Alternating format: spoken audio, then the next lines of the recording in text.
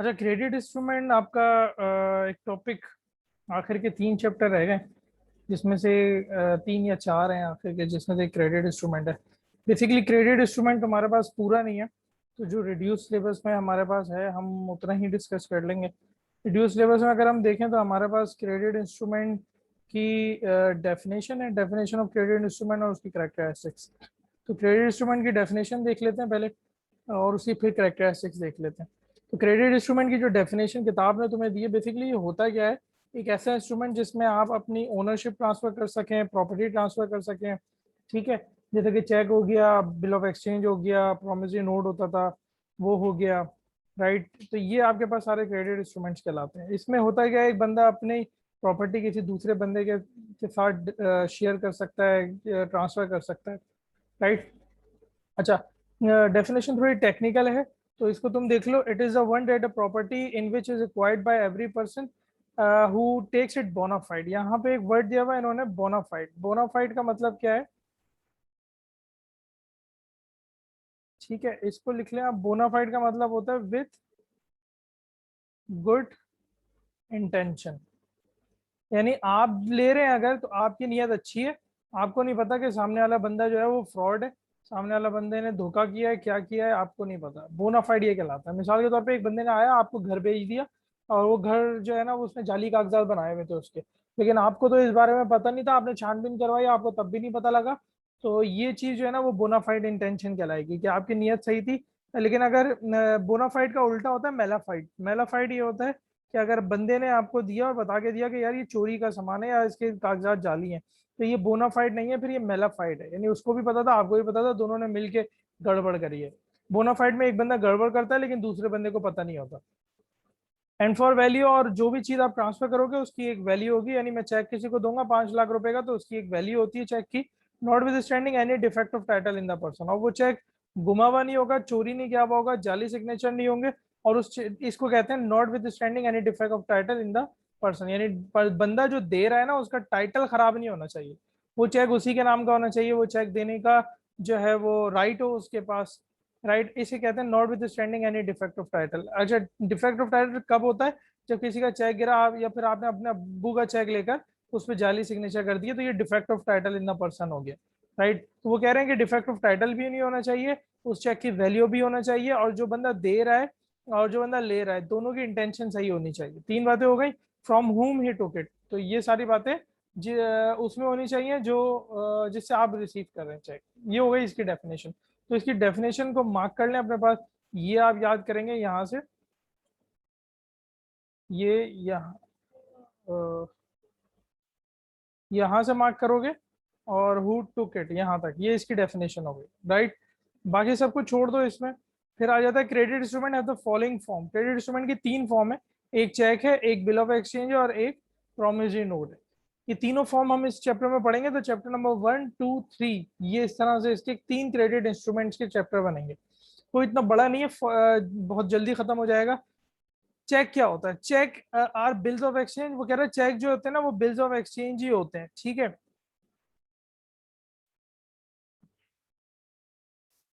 Check are bill of exchange drawn on a banker payable on demand. Cheque bill of exchange होते हैं। Drawn on banker का मतलब क्या है कि ये किसी ना किसी बैंक का चेक होता है। मतलब ये चेक आप अपने घर से नहीं लेकर आ सकते, आप अपने पेपर पे नहीं छाप सकते। वो कह रहे हैं cheque are bill of exchange drawn on a banker, यानी ये चेक जो है वो किसी ना किसी बैंक का होगा। Right, payable on demand. और जब पेबल ऑन डिमांड का मतलब है कि जब मांगेंगे देना पड़ेगा पैसे। राइट, यानी बैंक के पास आपके पैसे अमानत होते हैं, जब मांगोगे बैंक उसका देने का पाबंद है। इसे पेबल ऑन डिमांड कहते हैं। They are instrument use to withdraw money deposited in the bank. ये एक ऐसे इंस्ट्रूमेंट्स हैं, ये एक ऐसा पेपर होता है जिसके तहत आप अपने पैसे बैंक से निकलवा सकते हो। Right, essential of a cheque. Cheque के एसेंशियल्स क्या है? मैं इससे पहले कि तुम्हें चेक के एसेंशियल्स बताऊं, मैं पहले तुम्हें इसकी ना पार्टीज दिखा देता हूँ कि चेक की पार्टीज क्या होती हैं। वो ज्यादा अहम है इसमें। पार्टीज टू अ चेक, उसके बगैर समझ भी नहीं आने वाला।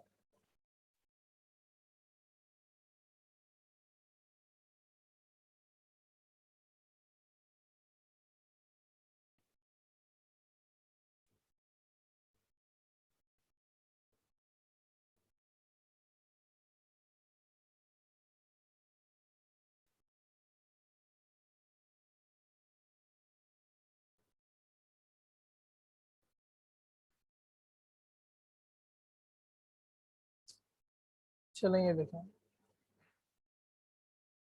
पार्टीज टू अ चेक क्या होता है? पार्टीज टू अ चेक का मतलब एक चेक के अंदर कितने लोग इन्वॉल्व होते हैं। तो वो कह रहे हैं कि एक चेक के अंदर 3 लोग इन्वॉल्व होते हैं। एक होता है ड्रॉर, ड्रॉर का मतलब होता है बनाने वाला, ठीक है। और ड्रॉई का मतलब होता है जिसको बनाकर दिया हो, राइट। अब बैंक का मतलब होता है, बैंक का मतलब तो तुम्हें पता ही होगा यार, जिसके पास चाहे पैसे तुम्हारे रखे हुए, राइट। तो अब इसको इस तरह से समझो कि यहाँ पे एक बंदा है और यहाँ पे दूसरा बंदा है। एक बंदे ने दूसरे बंदे को पेमेंट करनी है और इन दोनों के दरमियान में ना बैंक इन्वॉल्व है, ये बैंक है। तो ये बंदा करेगा क्या? इस बंदे को, पर्सन ए जो है वो बी को चेक दे देगा, बी ये चेक लेकर बैंक के पास जाएगा और ए के पैसे ले लेगा। अब सवाल ये पैदा होता है कि सर डायरेक्ट पैसे देते हैं ना, कि क्यों दे रहे हैं? इसमें सिक्योरिटी फीचर्स होते हैं, बड़ा अमाउंट होता है कभी, और फिर चेक के ऊपर उधार भी किया जा सकता है, यानी आप किसी को चेक ऐसे ही नहीं दे सकते। सामने वाला बंदा कभी आपको चेक अपना देगा भी नहीं ऐसा, अगर वो फ्रॉडी होगा तो, राइट। तो ये सारे इसकी चीजें हैं। ड्रॉर का मतलब पढ़ लें अब, जो मैंने आपको बताया, it is a person who issues a cheque by signing it to the person. ये एक ऐसा बंदा है जो साइन करके देता है चेक के ऊपर, राइट। ड्रॉई वो बंदा है जिसको ये साइन किया हुआ चेक मिलता है। तो आखिर में ब्रैकेट में पढ़ो, इसमें लिखा हुआ है to whom the check is transferred. ये वो बंदा है जिसको चेक ट्रांसफर्ड किया जाता है।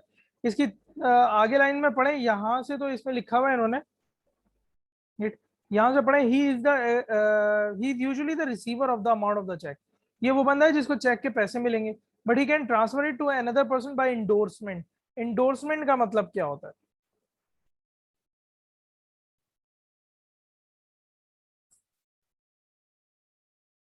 देखो इंडोर्समेंट क्या होती है, बेसिकली हमारे पास मिसाल के तौर पे एक बंदा है यहाँ पे, राइट, ये ए है, इसने बी को एक चेक दिया, राइट। फॉर एग्जांपल इस चेक की जो मालियत है ना वो 50,000 रुपए। बी को एक चेक दिया, बी को ना ये पैसे देने थे किसको? सी को। बी सी को भी इन्होंने कितने देने थे? 50,000 रुपए। तो यार चले मान लें 1.5 लाख रुपए देने थे, बी ने सी को देने थे 1.5 लाख रुपए, राइट। तो ए से चेक मिला किसको? बी को। बी ने बोला यार मुझे भी 50,000 रुपए मिले, अभी 1.5 लाख रुपए उसको देने, तो एक काम करो सी को दे दो ये चेक। तो बी ने ये चेक दे दिया सी को कि यार ये लो 50,000 रुपए का चेक रखो, 1 लाख रुपए बाद में दे देंगे। फॉर एग्जाम्पल मैंने ये 50,000 रुपए एग्जाम्पल इसलिए नहीं ली कि तुम्हें ये भी क्लियर हो जाए कि चेक उधार जो है ना वो इस तरीके से भी दे सकते हैं हम लोग। तो 50,000 रुपए रखो, 1 लाख रुपए बाद में दे देंगे। तो ये जो चीज कहलाएगी ना हमारे पास, ये कहलाएगी आपके पास इंडोर्समेंट। ये इंडोर्समेंट कहलाती है। इसका जिक्र ना इन्होंने इधर किया है। देखें अब आप पढ़ें, अब आपको समझ आएगा। He is usually the receiver of the amount of the cheque, but ये बंदा ट्रांसफर कर सकता है किसी और को इंडोर्समेंट के तहत। In such a case the cash will be receive by the endorsee. इस केस में इंडोर्सी को वो पैसे मिलेंगे, राइट। बेसिकली अब आ जाओ वापस दोबारा कि सर पैसे किसको मिलने थे? बी को मिलने थे। इन भाई साहब को मिलने थे ए से कितने? 50,000 रुपए। लेकिन बी ने ये राइट दे दिया किसको? सी को, कि भाई तुम ले लो ये पैसे, 50,000 रुपए जो मैंने तुम्हें 1.5 लाख रुपए देने थे, मैं 50,000 रुपए तुम्हें दे रहा हूँ, 1 लाख रुपए बाद में दे दूंगा। तो ये सी के बाद राइट आ गया। तो इस केस में देखो ये कहलाएगा इंडोर्सर, ये कहलाएगा इंडोर सी, सही है। तो इंडोर्सी के बाद राइट आ जाता है कि वो पैसे लेगा इसके, ठीक है। बैंक आ जाओ। भाई बैंक थर्ड पार्टी होती है चेक के अंदर, याद रखना, हमेशा याद रखो चेक के अंदर के पार्टी ए और पार्टी बी ये दो मेन पार्टी होती हैं।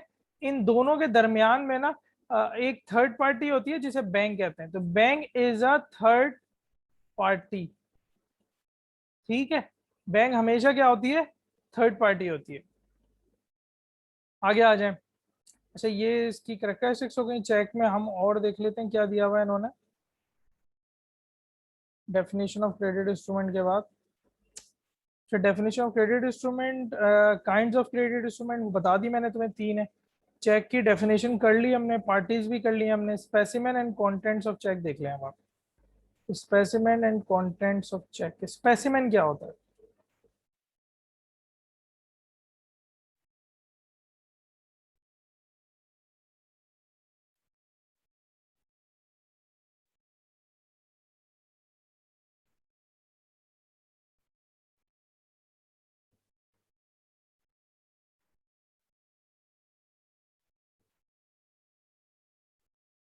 पेज नंबर 55 के ऊपर तुम्हारे पास स्पेसिमेन बना हुआ है एक, राइट। स्पेसिमेन कहते हैं बेसिकली एग्जाम्पल को। तो इन्होंने एक एग्जाम्पल तुम्हें चेक बना के दिया है कि देखो चेक ऐसा होता है। इसमें पहली चीज होती है पे। पे के अंदर आपने क्या लिखना है? पे के अंदर आप लिखोगे कि ये चेक आपको देना कैसे है। पे के अंदर मुख्तलिफ चीज आ सकती है। एक चीज आ सकती है कि इसमें लिखो कैश, राइट। एक चीज आ सकती है कि इसमें कैश नहीं लिखो बल्कि क्या लिखो, किसी का नाम लिख दो, जैसे मेरा नाम लिख दिया यहाँ पे कि भाई अब ये चेक जो है ना वो फरूख खान साहब को ही मिलेगा और किसी को नहीं मिल सकता। अगर कैश का मैं लिख दूं तो ये चेक कोई भी कैश करवा सकता है। अगर मैं नाम लिख दूं तो जिस बंदे के नाम के ऊपर चेक है सिर्फ वही बंदा जो है ना वो अपने अकाउंट में डिपॉजिट करवा सकता है। मिसाल के तौर पे मैंने ये चेक मुझे ये चेक मिला फरूख खान के नाम से। मैंने ये चेक जो है वो उठा के इम्तियाज को दे दिया। एक भाई साहब है इम्तियाज, उन्हें दे दिया। तो इम्तियाज चेक के ऊपर लिखा हुआ है फरूख खान, लेकिन मैं ये चेक इम्तियाज को तब तक नहीं दे सकता जब तक मैं इसको इंडोर्स ना कर दूं, राइट। तो इंडोर्स करने का तरीका आगे पढ़ेंगे। तो फरूख ये बंदा अभी सिर्फ एक ही बंदा इसको अपने अकाउंट में जमा करवा सकता है। और मेरे भी अकाउंट का टाइटल, फॉर एग्जाम्पल मेरे अकाउंट का टाइटल ना सिर्फ है मिस्टर फरूख, और चेक मिला है फरूख खान। तो बैंक ना इसमें भी नहीं कर लेगा आपका चेक। बैंक कहेगा कि भाई हमें जो अकाउंट टाइटल चाहिए ना वो क्या चाहिए कि आप हमारे पास अकाउंट टाइटल ना फरूख खान के नाम का चेक लेकर आए। आपके अकाउंट का टाइटल तो मिस्टर फरूख है, तो वो हम आपसे एक्सेप्ट नहीं करेंगे। एक सवाल। दूसरा सवाल ये, क्या सर हम इस चेक का को कैश करवा सकते हैं? बिल्कुल नहीं करवा सकते। आप इस चेक के अगेंस्ट में पैसे नहीं ले सकते। आप इस चेक को अपने अकाउंट में जमा करवा सकते हो, लेकिन अगर ये आपके नाम का चेक है और आप उसी बैंक चले जाएं जिस बैंक का ये चेक है, फॉर एग्जाम्पल ये हबीब बैंक का चेक है और आपका अकाउंट भी हबीब बैंक में है, तो उस आप सॉरी आप हबीब बैंक के पास जाओ, उनके पास ये चेक लेके जाओ, अपना एनआईसी लेकर जाओ और वो आपको इस तरह से कैश दे देंगे, राइट। तो आपको उसी बंदे के बैंक जाना पड़ेगा जिस बंदे का ये चेक है। मैं जो पहले वाली बात कर रहा था, फॉर एग्जाम्पल आपको चेक मिला है हबीब बैंक का, राइट। और आपने जो चेक, आपका जो अकाउंट है ना वो है मीजान के अंदर, लेकिन आपको चेक मिला है हबीब बैंक का। तो आप क्या करोगे कि मीजान का आपको आपका अकाउंट मीजान में है तो आप इसी चेक को लेके जाओगे मीजान के अंदर, जमा करवाओगे। मीजान के अंदर आपका टाइटल फरूख खान ही होना चाहिए, या जिस बंदे का भी जो भी अकाउंट टाइटल है वो उसी अकाउंट के अंदर जमा होगा। तो मीजान के अंदर गया, मेरा अकाउंट का टाइटल फरूख खान है, तो मैं अपना यही वाला चेक मीजान के अंदर जमा करवा दूंगा। तो इस तरह से चेक एक बैंक से हबीब बैंक का चेक मीजान में जमा होता है या किसी और बैंक में जमा होता है, राइट। लेकिन अगर मैं चाह रहा हूँ कि यार मुझे पैसे की जरूरत है, तो मैंने क्या तरीका बताया कि तुम जिस, फॉर एग्जाम्पल सुनहरी का चेक तुम्हें मिला है, तुम सुनहरी बैंक चले जाओ अपना एनआईसी लेके, और एनआईसी के ऊपर वही नाम होना चाहिए जो चेक के ऊपर नाम है, तो वो आपको फिर कैश दे देंगे इस तरीके से। लेकिन एक चेक और होता है जिसके अंदर हम क्या करते हैं कि हम इस चेक के ऊपर, मिसाल के तौर पे ये चेक है और हम ना इसके ऊपर दो इस तरीके से लाइनें बना देते हैं। देखें भाई, हम इस तरीके से लाइनें बना देते हैं, इसको हम कहते हैं कि ये हमारे पास कहलाती है क्या? क्रॉसिंग। ये इसके बीच में लिखते नहीं है क्रॉसिंग, मैं बता रहा हूं तुम्हें कि ये क्रॉसिंग कहलाती है, राइट। दो पैरेलल लाइनें बन जाती हैं और ये दो पैरेलल लाइनें क्या कहलाती हैं हमारे पास? क्रॉसिंग कहलाती है। ठीक है भाई, राइट। तो एक दो पैरेलल लाइनों का बन जाना क्रॉसिंग ऑफ चेक कहलाता है। अब क्रॉसिंग ऑफ चेक का फायदा क्या होता है कि अब मैं इस चेक से पैसे निकलवा ही नहीं सकता। अगर मैं सेम बैंक में चले जाऊं तो तब भी नहीं निकलवा सकता मुझे। अब यहाँ पे एक सवाल पैदा हो सकता होता है, कुछ लोग पूछ सकते हैं कि क्या सर हम हबीब बैंक जाके ये पैसे निकलवा सकते हैं अब, अपना एनआईसी ले जाएं? नहीं, ये चेक क्रॉस वाले जो होते हैं ये सिर्फ आपके अकाउंट में ही जमा होंगे और अगेन टाइटल सेम होना चाहिए। समझ गए होंगे, राइट। चेक के ऊपर यहाँ पे अमाउंट लिखा हुआ है, फॉर एग्जाम्पल ये मैं मिटा दूं, ठीक है। चेक के ऊपर कभी कभार गलती क्या होती है कि यहाँ पे अकाउंट अमाउंट लिखा हुआ है 50,000 और यहाँ पे आपने लिख दिया गलती से 5,000। तो इसे कहते हैं अमाउंट इन नंबर्स और अमाउंट इन वर्ड्स मैच नहीं हो रहे, राइट। तो यहाँ पे आपके अमाउंट मैच नहीं हो रहे, तो इससे क्या होगा, आपका चेक बाउंस हो जाएगा, आपका चेक डिसऑनर हो जाएगा, राइट।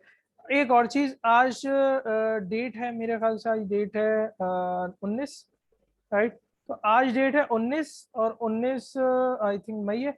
ठीक है, तो आज 19 मई 2021 है। तो अब आप ये चेक 6 महीने तक ले जाकर जमा करवा सकते हो। 6 महीने का टाइम पीरियड होता है, तो अब 6 महीने का पूरे हो रहे हैं 19 मई से। तुम काउंट कर लो, 19 मई से 19 जून, एक महीना, इस तरीके से 6 महीने काउंट कर लो। मेरे ख्याल से नवंबर में शायद होंगे, राइट। नवंबर में या अक्टूबर में। तो वो जैसे 6 महीने कंप्लीट होंगे तो ये चेक बेकार हो जाएगा, राइट। दूसरी एक और बात कि आपके पास फॉर एग्जाम्पल आप डेट डालने के लिए बैठे हैं, लेकिन आपको याद नहीं आ रहा, जैसे मुझे याद नहीं आ रहा था अभी डेट क्या है। तो मुझे ये याद है कि यार, अच्छा कभी कभार ऐसा होता है कि हमें ये याद होता है कि यार आज ना 10 मई नहीं हो सकती, क्योंकि मुझे पता है कि आज 15-17 मई है। 15-17-18 के दरमियान में मैं कंफ्यूज हूँ, राइट। तो 15 है, 17 है, 18 है, 19 है, आई डोंट नो क्या है, लेकिन मुझे ये पता है कि यार ये आज जो है ना वो 15 नहीं हो सकती, आज 12 नहीं हो सकती, 13 नहीं हो सकती, 14 नहीं हो सकती, क्योंकि 14 तारीख को तो ईद थी, 13 तारीख को। तो हम क्या करेंगे, हम एक काम करते हैं इसके ऊपर, जब डेट याद नहीं आती तो हमारे पे एक और तरीका होता है कि हम इसके ऊपर बैक डेट डाल दें। जब हम इसको बैक डेट डालते हैं तो ऑटोमेटिकली ये चेक वैलिड हो जाता है, राइट। क्योंकि चेक की जो मियाद होती है ना वो 6 महीने की होती है। समझ गए बात। अब किसी का सवाल पैदा हो सकता है कि सर ये क्या फनकारी की हुई है नीचे बैंक में, यार ये तुम्हारा अकाउंट नंबर होता है, ये चेक नंबर होता है, और ये तुम्हारा अकाउंट नंबर होता है। ठीक है, ये आपका चेक नंबर है, और आगे इसके आपका अकाउंट नंबर है। इन्होंने चेक नंबर ऊपर डाला हुआ नहीं है ना, मैं तुम्हें दिखाता, ये चेक नंबर सेम होता है, 123881, ये सारा चेक नंबर है, और इसके आगे अकाउंट नंबर पड़ा हुआ है। समझ गए भाई। कोई सवाल हो पूछ लेना ग्रुप में, अभी तो रिकॉर्डिंग चल रही है। अच्छा, फिर इसके बाद क्या था, स्पेसिमेन हो गया। स्पेसिमेन के बाद आ जाए तो आपके पास कंटेंट्स ऑफ चेक हो गया, कंटेंट्स ऑफ चेक।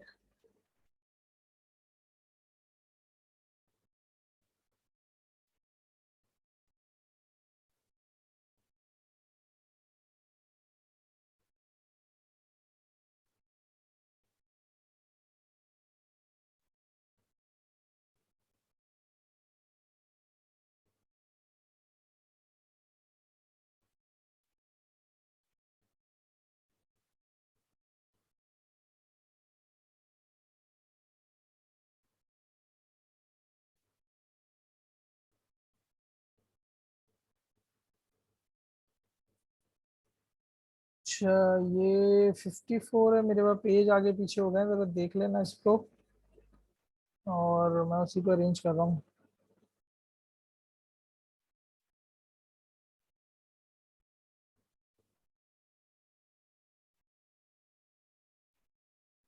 चलें पहले ये देख लें, काइंड ऑफ चेक भी आई थिंक है। हाँ बिल्कुल है, kind of cheque. Kind of cheque देख लें, चेक कितने तरीके के होते हैं। तो यहाँ पे शॉर्ट में भी आ सकता है, अगर शॉर्ट में आया तो तुम यहाँ से लेके ये सारे नाम लिखोगे सिर्फ, और अगर लॉन्ग में आ गया तो डेफिनेटली फिर तो पूरा ही होना है। चेक है द फॉलोइंग गाइड, चेक की दो मेन बातें इन्होंने बताई हैं, कि एक तो प्राइमरी होती है, एक सेकेंडरी होती है। प्राइमरी में क्या है, बेरर चेक होता है, ऑर्डर चेक होता है, क्रॉस चेक होता है। और सेकेंडरी में क्या होता है, कैशियर चेक है, कंफर्म चेक है, ओपन चेक है, और बैंक ड्राफ्ट है, राइट। प्राइमरी काइंड में आ जाए तो बेरर चेक है, बेयरर का मतलब होता है होल्ड करने वाला, right. The person who is holding, इसको इस तरह से याद रखो, bearer means the person who is holding. ये एक ऐसा चेक होता है हमारे पास, who is which is possessed और ओन्ड। पोजेस्ड का मतलब रखना, ओन का मतलब दायरे मिल्कियत होती है, बाय द बेयरर। जिस बंदे के पास भी ये चेक होगा वो ले आकर उसको कैश काउंटर पे जाके कैश करवा सकता है। तो बेयरर चेक वो चेक है जिसको कोई भी कैश करवा सकता है।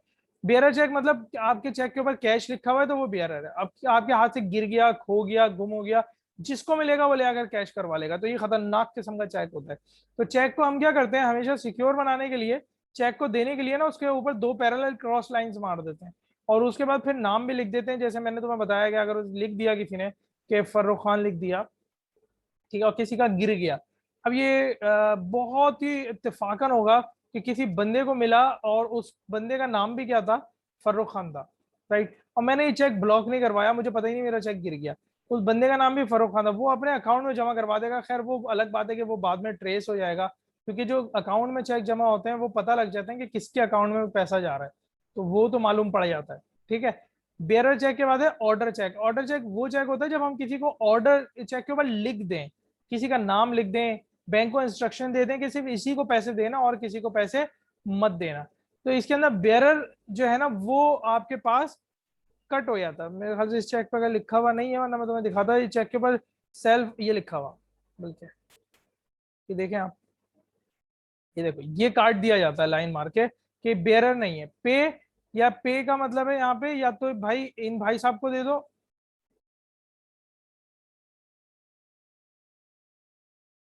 कैश नहीं लिखा, फॉर एग्जाम्पल यहाँ पे लिखा हुआ है मेरा नाम के भाई या तो इन भाई साहब को दे दो, फारूक खान साहब को दे दो, या फिर बेरर दे दो। बेरर का मतलब अगर मैं इस पर टिक मार दूं ना तो इसका मतलब है जो भी ये चेक लेकर आया उसे दे दो, राइट। तो अमूमन क्या करते हैं, ये चेक को बेरर को काट देते हैं ताकि सिर्फ फारूक ही अपने अकाउंट में जमा करवा पाए, और गिर जाए ना ये चेक तो किसी के अकाउंट में ना जा पाए। ये ऑर्डर चेक है आपके पास, ठीक है। ऑर्डर चेक के बाद थर्ड टाइप आ जाए क्रॉस चेक, वो मैं आपको बता चुका हूँ क्रॉस चेक क्या होती है, दो लाइनें बनती हैं। क्रॉस चेक एक ऐसा चेक है, यहाँ पे याद रखना, that is only deposited, that is only deposited in account. तो वो ये जो क्रॉस चेक होता है ये सिर्फ अकाउंट में ही जमा होता है, ये इसकी खास बात याद रखो, ठीक है। एक सेकेंड,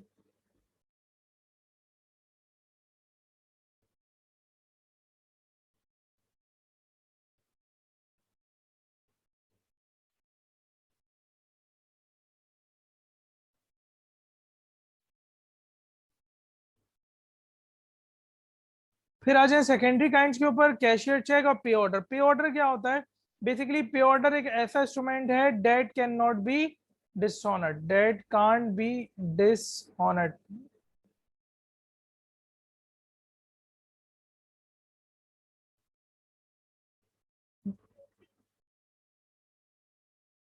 ठीक है।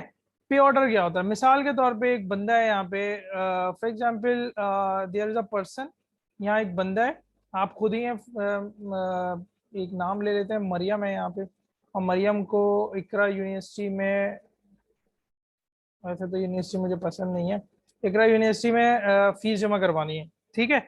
अब मरियम क्या कर सकती है, उसके पास ऑप्शन है, पहला कि वो कैश दे दे, यूनि वालों ने मना कर दिया कैश नहीं लेंगे। दूसरा उसके पास ऑप्शन है कि वो चेक दे दे, यूनि वालों ने मना कर दिया चेक भी नहीं लेंगे, बिकॉज चेक के अंदर एक मसला होता है कि चेक ले तो लेते हैं लेकिन डिसऑनर हो सकता है। तो वो यूनि वालों ने तीसरा ऑप्शन दे दिया कि यार आप एक काम करो, आप पे ऑर्डर जमा करवा दो, ठीक है। अब मरियम साहिबा चली गई कहाँ पे, इनका करीब इनको पड़ा बैंक अलवी, यहाँ चली गई, ठीक है। इनके पास हाथ में पैसे हैं 50,000 रुपये, ये 50,000 रुपये लेके गई बैंक में, बैंक को कहा कि मुझे 50,000 रुपये का क्या कर दो, पे ऑर्डर बना दो, ठीक है। इसको शॉर्ट फॉर्म में पीओ कहते हैं, पे ऑर्डर बना दो। बैंक लबीब क्या करेगा, मरियम से 50,000 रुपये लेगा और उसको एक पेपर लिख के दे देगा और पूछेगा वो किसके नाम का बनाना है। तो उसने पे के अंदर लिख दिया कि भाई किसके नाम का बनाना है, इकरा यूनि के नाम का बनाना है, तो इकरा यूनिवर्सिटी के नाम का बन गया। और बैंक ने उस पर लिख के दे दिया, ये बैंक का ही पेपर होता है, खास किस्म का, या आम किस्म का पेपर नहीं है कि कोई भी बना के दे देगा। तो 50,000 रुपये का पे ऑर्डर बना के दे दिया, तो बैंक ने पैसे ले लिए, इकरा को 50,000 रुपये का पे ऑर्डर बना के दे दिया, राइट। इसको हम एक और नाम भी देते हैं, हम इसको कहते हैं बैंकर्स चेक, ये बैंकर्स का चेक भी कहलाता है, राइट। क्यों, क्योंकि बैंक का चेक होता है and it can not be dishonoured. ये वर्ड तुमने अभी सुना मुझसे, तुम्हें दिमाग में शायद किसी के आया हो कि भाई ये डिसऑनर क्यों नहीं होता। तो अब मरियम क्या करेगी, देखो क्या होगा। मरियम साहिबा गई इकरा यूनिवर्सिटी को, वहां पे इकरा यूनिवर्सिटी को उन्होंने क्या दे दिया, ये पीओ दे दिया। अब इकरा यूनिवर्सिटी ये पीओ खुशी खुशी ले लेगा, क्योंकि उसे पता है कि ये डिसऑनर नहीं हो सकता, क्योंकि इकरा यूनिवर्सिटी के मरियम जो है वो पैसे बैंक लबीब में रखवा कर आई है, तो इसलिए डिसऑनर कैसे हो सकता है। चेक के अंदर तो पता ही नहीं होता पैसे रखे नहीं रखे, लेकिन पीओ के फॉर्म में पैसे ऑलरेडी बंदा बैंक के पास ले आकर रखवा देता है, और फिर उसके बाद जाके बैंक क्या करेगा, इकरा क्या करेगी यूनिवर्सिटी, इकरा यूनिवर्सिटी यही पैसे यही पीओ जो है वो भिजवाएगी। मिसाल के तौर पे इन्होंने ये पीओ भिजवा दिया मीजान में, वही सीन होगा बिल्कुल जो चेक में होता है। मीजान ये क्या करेगा, इस पीओ को रिसीव कर लेगा और ये पीओ जो है ना वो किसको भिजवा देगा, बैंक लबीब को, और कहेगा चेक कर लो तुम्हारे पास पैसे पड़े हुए इसके आए हुए। तो अगर बैंक लबीब ओके कर दे तो मीजान ये पैसे किसको दे देगा, इकरा यूनिवर्सिटी को। या एक और बात सिंप्लीफाई कर लें, इकरा यूनिवर्सिटी ये पैसे पीओ कैश करवाने के लिए कहाँ ले गई, बैंक अल हबीब में। और बैंक अल हबीब क्योंकि पैसे तो मरियम पहले ही रखवा के गई है, तो बैंक अल हबीब इकरा यूनिवर्सिटी को 50,000 रुपए पे कर देगा। किसके बिहाफ पे पे कर रहा है, मरियम के बिहाफ पे। ठीक है, अब समझ आ गया होगा कि डिसऑनर क्यों नहीं होता, क्योंकि मरियम पहले ही पैसे रखवा चुकी होती है। चेक में भी पैसे रखे होते हैं लेकिन कंफर्म नहीं होता, पीओ में कंफर्म होता है। बैंक उसके बदले में आपको एक इंस्ट्रूमेंट दे देता है कि भाई ये इंस्ट्रूमेंट जो तुमने मुझे पैसे दिए ना ये इतने का है, जाओ ले जाकर जिसको भी चाहे दे दो, क्योंकि ये एक्सेप्टेबल है मार्केट के अंदर, right. Open cheque, sorry confirm cheque, confirm cheque वो चेक होता है हमारे पास जिसमें चेक ही होता है ये, लेकिन इसमें क्या करता है, फॉर एग्जांपल आपने मिस्टर एक्स को अमाउंट पे करना है और आप खुद ना मिस्टर जेड है, मिस्टर जेड गए किसके पास, फॉर एग्जांपल ये चेक अगेन बैंक अल हबीब का है, ये बैंक अल हबीब के पास गए, इनका अकाउंट है मिस्टर जेड का, बैंक अल हबीब को जाके बोला कि भाई ये चेक जो है ना वो 5 लाख रुपए का है, आप एक काम करो इसको लिख के दे दो कि ये चेक क्या है, कंफर्म्ड है। कंफर्म मतलब कि इसका अमाउंट ठीक है कि हाँ ठीक है मेरे अकाउंट में 5 लाख पड़े हुए हैं, राइट। और बैंक इन पैसों को क्या कर देगा, सेट असाइड कर देगा। बैंक जब कंफर्म लिख के देगा तो इन पैसों को सेट असाइड कर देगा, बिल्कुल पीओ वाली फॉर्म है, राइट। लेकिन ये थोड़ा सा तरीकेकार मुख्तलिफ है कि बैंक 5 लाख रुपए सेट असाइड कर देगा और चेक कर लेगा सब कुछ ठीक है, सिग्नेचर विग्नेचर ठीक है, हर चीज अगर ओके है तो बैंक इस चेक के ऊपर कंफर्म लिख के दे देगा, और फिर मिस्टर एक्स जो है ये चेक खुशी खुशी कबूल कर लेंगे क्योंकि इस चेक के ऊपर कंफर्म लिख के दिया जा चुका है और ये चेक बाउंस नहीं होगा क्योंकि बैंक ने इसके अगेंस्ट में ऑलरेडी पैसे सेट असाइड कर दिए हैं। ठीक है जी, फिर आ जाए आप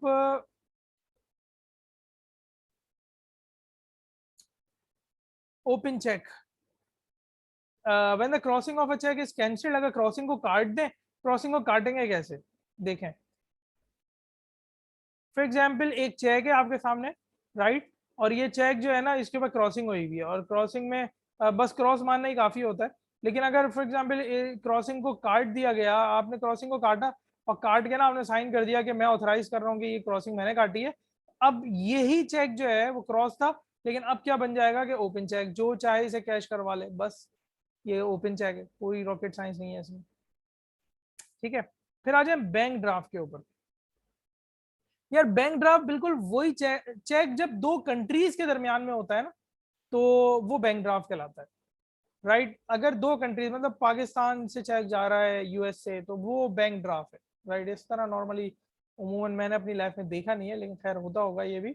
bank draft it is an order और a cross cheque issued by one bank in one country या सिटी, या फिर दूसरा या फिर थर्ड पार्टी, या फिर आप किसी और कंट्री में या किसी और सिटी में आप भिजवा रहे हैं, तो वो बैंक ड्राफ्ट कहलाता है। नहीं, आज की दुनिया में ना ये चेक ही कहलाता है कि एक चेक एक सिटी से, मतलब हमारे पास कभी चेक आता था तो वो लाहौर का होता था, हम उसे चेक ही कहते थे भाई, बैंक ड्राफ्ट नहीं कहते थे, राइट।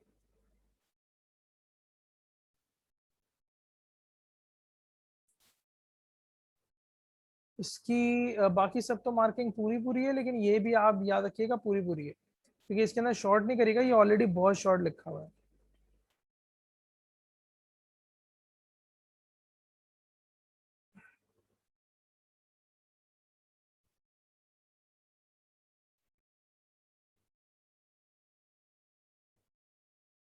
अच्छा जी, काइंड्स के बाद आ जाएंगे आप तो आई थिंक क्रॉसिंग और डिसऑनर है, पहले मैं देख लूं क्या क्रॉसिंग दी हुई है उन्होंने, डिसऑनर दिया हुआ है। चेक की काइंड्स तो हो गई हैं, dishonour of a cheque and reason, और क्रॉसिंग भी है, चलें कोई बात नहीं, क्रॉसिंग और डिसऑनर दोनों कर लेते हैं।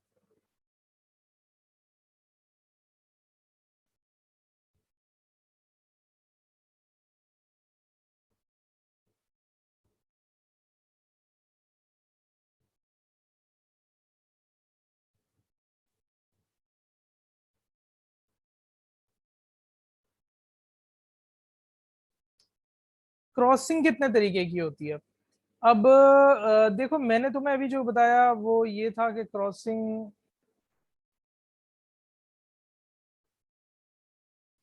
ये होती है क्रॉसिंग, ठीक है। मैंने आपको कहा कि क्रॉसिंग चेक के साइड पे दो पैरेलल लाइन बनाने को कहते हैं, ये क्रॉसिंग। अब ये कितने तरीके की होती है, वैसे तो लाइन ही होती है यार। देखिए कोई इसमें अजीबो गरीब बात नहीं है, लेकिन खैर आप इसको मार्क कर लो इसकी डेफिनेशन, कि इन्होंने क्या लिखा हुआ है, if two parallel lines are drawn across the cheque, अगर दो पैरेलल लाइन बना दें इस तरीके से तो वो क्रॉसिंग कहलाती है, तो वो क्रॉस चेक बन जाता है। राइट, इससे क्या होता है, सेफ्टी हो जाती है, आपके पैसे कहीं जाएंगे नहीं, जिसके भी अकाउंट में जाएंगे, अगर मिस यूज भी होता है तो पता तो हो जाएगा किसके अकाउंट में जाएंगे, तो आप उसके खिलाफ एक्शन ले सकते हो। Right, and possibility of falling into wrong hands, और गलत हाथों में जाने से बच जाता है। After drawing a crossing on the check, it becomes no longer payable on demand and cannot be crossed cash across the counter of the bank. Cross cheque याद रखना एमसीक्यूज के लिए, क्रॉस चेक कैश नहीं होता, cross cheque counter of the bank पे cash नहीं होता, ये याद रखना। राइट,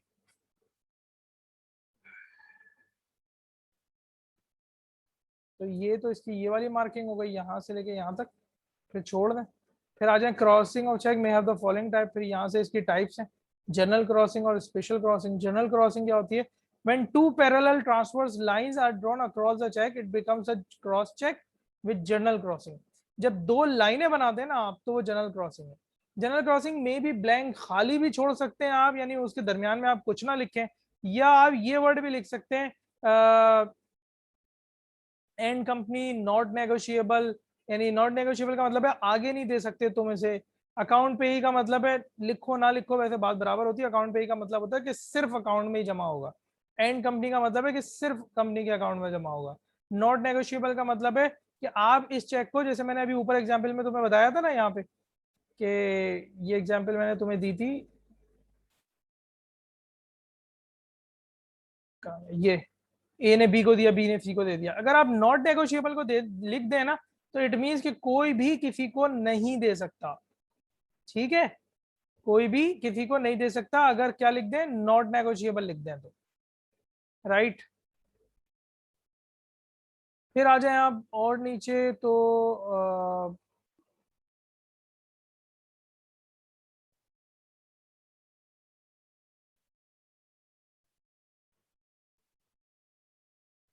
ये लिखा हुआ है इस तरीके से, देखो लिखा जा सकता है कि खाली छोड़ दो, कंपनी का लिख दो कि कंपनी का अकाउंट में जमा होगा, सिर्फ कंपनी को जाएगा ये चेक।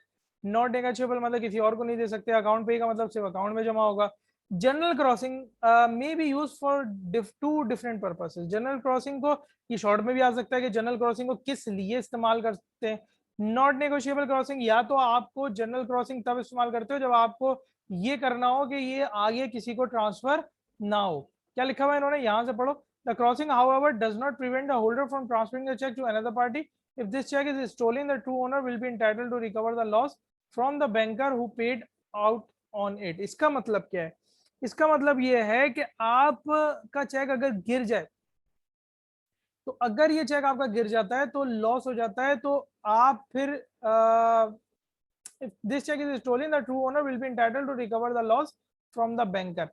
बैंकर से ना आप ये पैसे निकलवा सकते हैं, क्योंकि आपने इसके ऊपर नॉट नेगोशिएबल लिखा हुआ था। बैंकर अगर फिर भी ये चेक कैश कर देता है बिना पढ़े कि यार ये बंदा जो चेक लेकर आ रहा है इसने गलत एंडोर्स किया हुआ है, अभी इतनी टेक्निकलिटी में नहीं पढ़ो ये, क्योंकि ये पूरा प्योर लॉ है, तुम्हारे पास इसका छोटा सा पार्ट दिया हुआ है, तो मैं इतनी ज्यादा अगर इसकी डिटेल बताऊं तो ठीक भी नहीं होगा। तो इसके लिए तुम्हें सिर्फ इतना याद रखो, अगर मिसाल के तौर पे ए बंदे ने चेक दिया बी को और उस पर लिख दिया नॉट नेगोशिएबल, तो ये बी ही कैश करवा सकता है बस, क्योंकि अगर ए ने लिख दिया उस पर नॉट नेगोशिएबल और गिर जाता है बी से चेक, और वो चेक उठा लेता है फिर सी, और उसके पीछे बैग पे एक एंडोर्समेंट बना लेता है कि यार बी ने मुझे ये चेक एंडोर्स किया है सी को, तो मुमकिन नहीं हो सकता ये, और बैंक के पास चला जाता है, बैंक उसको कैश कर देता है, तो फिर ए अपने पैसे निकलवा सकता है बैंक से।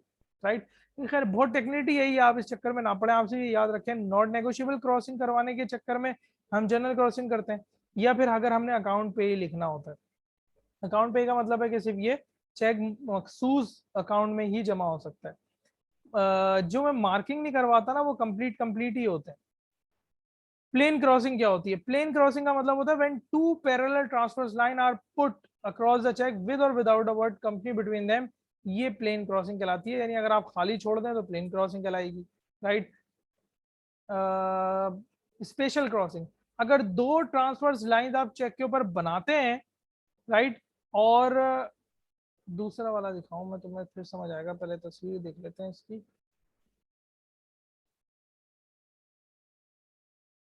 ये देखें, ये स्पेशल क्रॉसिंग क्या होती है, जब आप बैंक का नाम भी लिख दें। This cross cheque can only be deposited in the garden branch. ये सिर्फ गार्डन ब्रांच में ही जमा हो सकता है। हमने लिख दिया हॉक्सवे ब्रांच, वो बंदे को ख्वारी करवा दिया हमने चेक देके, अब वो बैठ के बेचारा हॉक्सवे जा रहा है, वहां वाली ब्रांच के अंदर जमा करवाएगा। ये स्पेशल क्रॉसिंग है, राइट। और अगर आपने बैंक लिख दिया तो ये बैंक सिर्फ यूबीएल के किसी भी ब्रांच में जमा, यूबीएल के किसी भी ब्रांच में ले आकर जमा करवा दें। स्पेशल क्रॉसिंग में हम बैंक या उसकी ब्रांच का लिखते हैं, जनरल क्रॉसिंग में खाली क्रॉसिंग छोड़ देते हैं, कंपनी का नाम लिख देते हैं, या फिर नॉट नेगोशिएबल लिख देते हैं, तो वो हमारी जनरल क्रॉसिंग है, राइट। याद रखिएगा ये बात। पार्टीज मैंने पढ़ा दी, और डिसऑनर इंशाल्लाह नेक्स्ट क्लास में करेंगे। तो ये चेक आपका पूरा खत्म हो जाएगा। बैंकिंग में ऐसे कुछ बचता नहीं है, हार्डली मेरी 1 या 2 क्लासें और लगेंगी, और बैंकिंग फिर इंशाल्लाह ये खत्म हो जाएगा, क्योंकि बिल ऑफ एक्सचेंज ही है आपके पास। और मेरे ख्याल से इन्होंने तुम्हें दिया नहीं है प्रॉमिसरी नोट, इसका चैप्टर नंबर 3 भी है, वो दिया नहीं है। तो हार्डली 1 या 2 क्लास में ना तुम्हारा ये बैंकिंग एंड हो जाएगा इंशाल्लाह। ठीक है जी।